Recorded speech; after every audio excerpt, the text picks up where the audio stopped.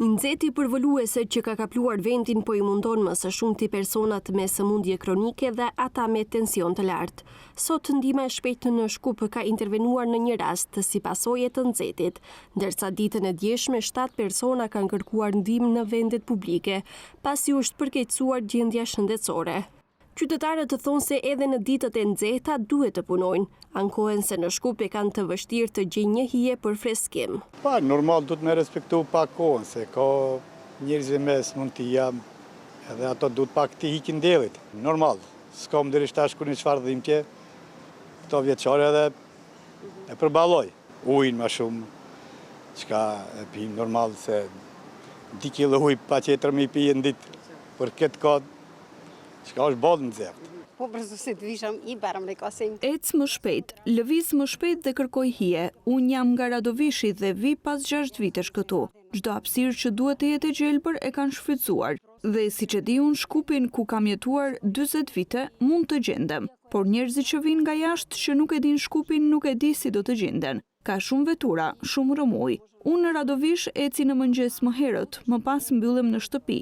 Nuk dilet pas orës 12. Nëse ka erë është më lehtë, nëse nuk ka erë është më vështirë. Unë kam një njeri të vjetër në shtëpi dhe vetëm në ndërim të tretë shkoj në punë. I ka 90 vjet dhe patjetër duhet të ketë disi për të ngrënë, edhe për atë dhe për mua. Deri në këtë orë mund të dalë, deri në ora 2 më pas shkoj.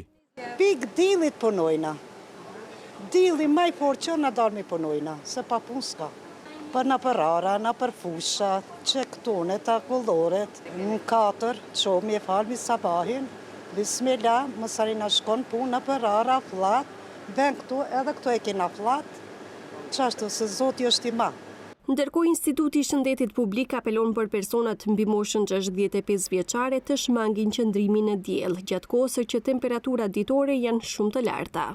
Të moshuarve u kërkohet të shmangin ekspozimin në diell si dhe punën në natyrë, midis orës 11 dhe 17. Ky grup njerëzish është më I rrezikuar nga problemet shëndetësore që lidhen me nxehtësinë, meqense e kanë më të vështirë të përshtaten me ndryshimet e temperaturës. Ata kanë më shumë gjasa të kenë një gjendje kritike shëndetësore. Prandaj duhet të përdorin terapi të rregullt që mund t'i kalojnë në mënyrë normale reagimet e trupit ndaj nxehtësisë.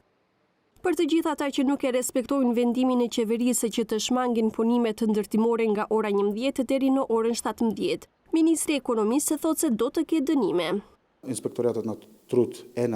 Inspektorati I Tregut është në terren, po kryen kontrolle nëse ka mos respektim të vendimeve të qeverisë. Inspektorët do të veprojnë sipas dispozitave ligjore që I kanë. Nxehti përvolues do të vazhdojë edhe në ditët në vijim. Institucionet kompetente apelojnë qytetarët të mos dalin pa nevojë, ndërkaq që sinoptikët kanë paralajmëruar për verë shumë të thatë dhe të ngrohtë.